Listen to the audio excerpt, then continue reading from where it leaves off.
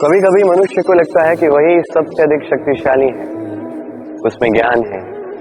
देखिए, ये अच्छी बात है कि आप में शक्ति हो, ज्ञान हो, और ये केवल आपके लिए ही नहीं, ये समस्त समाज के लिए, देश के लिए, अपितु समस्त वसुधा के लिए आवश्यक है।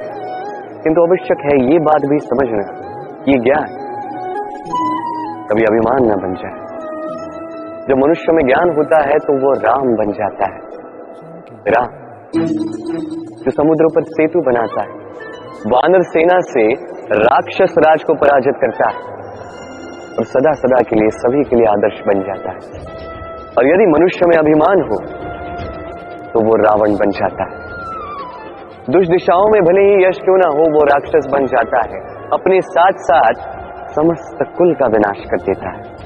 अब ज्ञान या अभिमान, आपको क्या चाहिए? चयन आपका है, और आपका यही चयन निश्चित करेगा कि आपका कर्म क्या होगा, और आपका यही कर्म निश्चित करेगा कि आपका प्रारब्ध क्या होगा।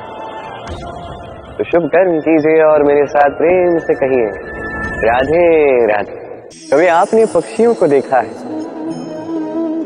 किस प्रकार मनुष्य संतान को जन्म देता है, पक्षी भी संतान को जन्म देते हैं। और जैसे ही इस संतान का इस संसार में प्रवेश हो जाता है, वो पक्षी उसे सहेज के रखता है, उसका ध्यान रखता है, उसके लिए घोंसला बनाता है, उसके लिए दूर कहीं से भोजन ले आता है, अपनी चोंच से उसके मुख में भोजन उसे खिलाता है, सब कुछ करता है।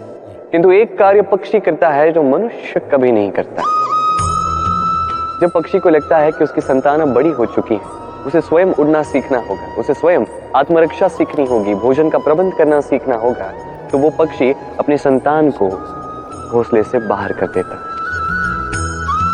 फिर वो पक्षी की संतान स्वयं उड़ना सीखती है, आत्मरक्षा सीखती है, धीरे धीरे वो आत्मनिर्भर बन जाती है। पर क्या मनुष्य यही अपनी संतान के साथ करता है? कदापि नहीं। मनुष्य अपनी ही संतान को स्वयं से ही बांध के रखता है, सदैव उसके लालन पालन का, उसके पालन पोषण का प्रबंध करके रखता है, और ये सोचता है कि मैं तो इसका पालक हूं, इसका ध्यान रखना तो मेरा कर्तव्य है।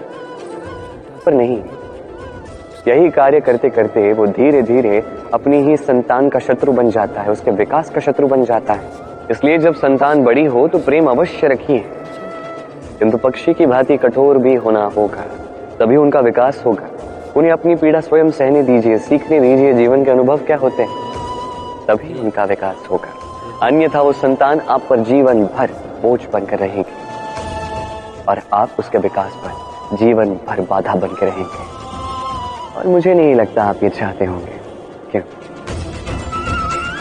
आइए और मेरे साथ प्रेम से कहिए, राधे राधे। नियति। राधा मुझसे कहती है, कृष्ण यदि तुम जानते हो कि नियति क्या है तो उसे क्यों नहीं बदल देते?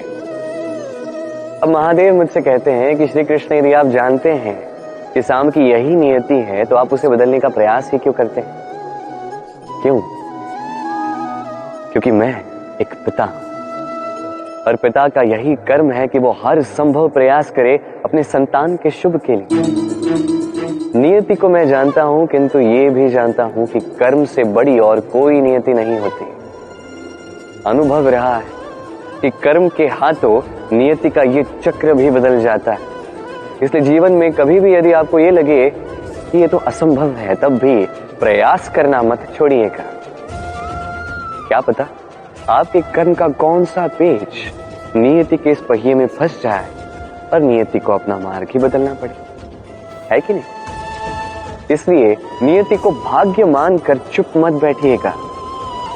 अपनी नियति स्वयं अपने कर्मों से निर्धारित कीजिए, क्योंकि आपकी यही कर्म है जिस पर आपका अधिकार है, और इस अधिकार का नियति कई बार सम्मान भी करती है। तो आइए और मेरे साथ प्रेम से कहिएगा, राधे राधे।